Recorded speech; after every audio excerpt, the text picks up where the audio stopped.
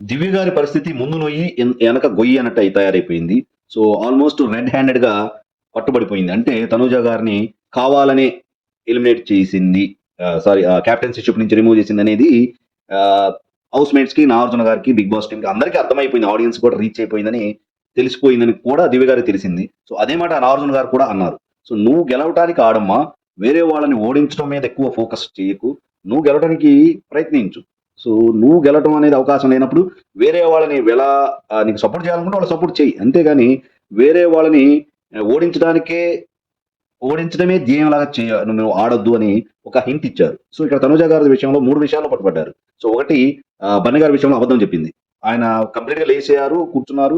So, already బర్నీ గారు ఆ టాస్క్‌లో బర్నీ గారు ప్లేస్‌ని రీప్లేస్ చేశారు. సో, అది అబద్ధం చెప్పారు. దివ్య గారు ఏం చెప్పారు? అది కంప్లీట్‌గా ఆల్రెడీ ముందే లేచారని ఒక అబద్ధం. సో, తర్వాత కళ్యాణ్ గారికి ఆ కుర్చీ ఇచ్చేటప్పుడు, "అబ్బే! నేనెందుకు రిమూవ్ చేస్తాను తనుజాని.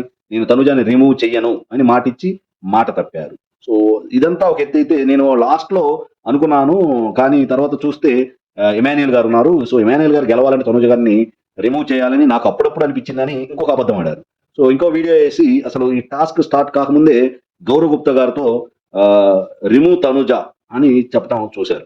అట్ ది సేమ్ టైమ్ పవన్‌తో కూడా చెప్పారంట. ఎవరున్నా సరే రీతు, తనుజ ఉన్నా సరే తనుజని రిమూవ్ చెయ్యి అని పవన్‌తో కూడా చెప్పాడంట. సో, ఇదే విషయం పవన్ గారు కూడా మనకి రివీల్ చేశారు.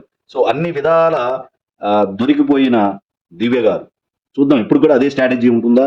సో, లేకపోతే అస్సామేనా అనేది ఒక 1, 2 వారాల్లో తెలిసిపోతుంది మనకి.